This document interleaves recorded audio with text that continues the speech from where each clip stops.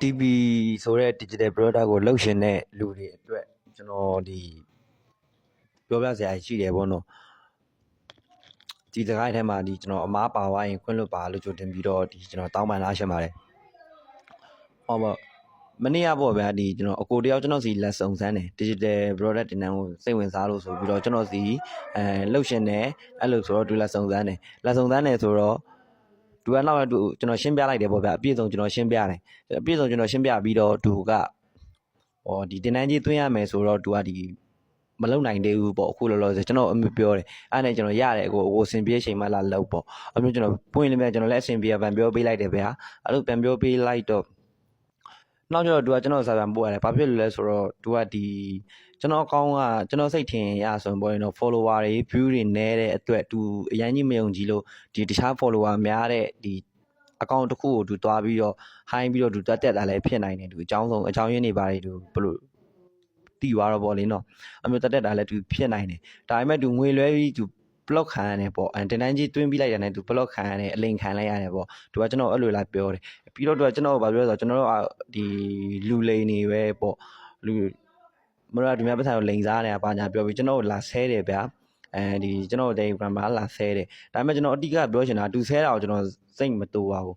ဒါပေမဲ့ကိုတင်တန်းတက်ရှင်လို့စုံစမ်းတဲ့အခါမှာစိတ်ချယုံကြည်စိတ်ချရတဲ့တင်တန်းကိုတက်စေရှင်တယ်ဗျ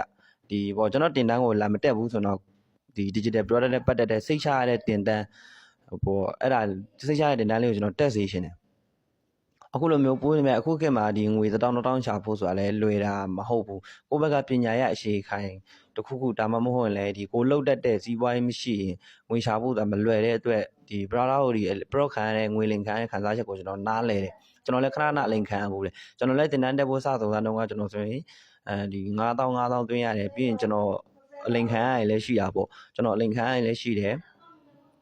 ဒါမှမဟုတ်ကျွန်တော်လည်းအမှန်ကန်တင်တန်းနဲ့တွေ့ပါတယ်ဒါပေမဲ့ကျွန်တော်ပြောချင်တာကဗျာဒီကျွန်တော်စီမှာလက်စုံစမ်းရတယ်ကျွန်တော်စီမှာလက်စုံစမ်းလို့ရတယ်ပြီးတော့ကျွန်တော်စီမှာမတိတ်ရှင်မှုဆိုတော့ယုံကြည်စိတ်ချရတဲ့တင်တန်းတစ်ခုခုရှာပြီးတက်စေရှင်တယ် digital product နဲ့ပတ်သက်ပြီးတော့ကျွန်တော်တင်တန်းမှာလည်းကျွန်တော်ကဒီတက်တွေပြပေးနိုင်တယ်ပေါ့နော်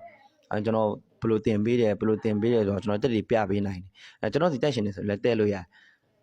ဒါပေမဲ့ကျွန်တော်ဒီဘယ်ရာမှအလှကားတော့မရဘူးပေါ့ဗျာကျွန်တော်တို့လည်းဒီအားအတွက်ကျွန်တော်ရင်းနှီးရတယ်ဒီတင်တန်းဖွင့်ထားတဲ့အမှန်တကယ်ဖွင့်နေတဲ့လူတွေအတွက်လည်းသူတို့လည်းရင်းနှီးရရှိတာပဲအဲအကြောင်းမို့ဒါပေမဲ့ဒီလိုအလိန်ခံရတွေပါတယ်ကြတော့ဒီအလိန်ခံရတွေပါတယ်ကြတော့ဒီကျွန်တော်တို့တာဝန်ယူပြီးလို့မရဘူးဘာဖြစ်လို့ဆိုတော့ကျွန်တော်တို့ကြတော့ဒီကိုစီးနဲ့ကိုလောက်တာဖြစ်တဲ့အတွက်ပေါ့လေနော်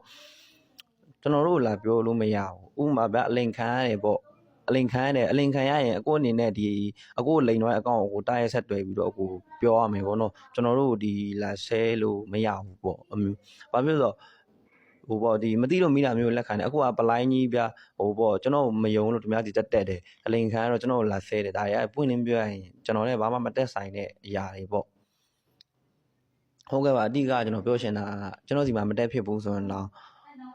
စိတ်ယုံကြည်စိတ်ချရတဲ့တင်တန်းလေးကိုရှာပြီးတက်ကြပါလို့ဒီတကယ်လို့ကျွန်တော်စီမှာတက်ရှင်နေဆိုရင်လည်းတက်လို့ရပါတယ်ကျွန်တော် Telegram account ပိုင်ပုံမှာချပေးထားပါတယ်အဲ့မှာလာပြီးတော့ဒီစုံစမ်းပြီးတော့တက်လို့ရပါတယ်ဟုတ်ကဲ့ကျွန်တော်စကားအမှားပါဝိုင်းတောင်းပါမှာအားလုံး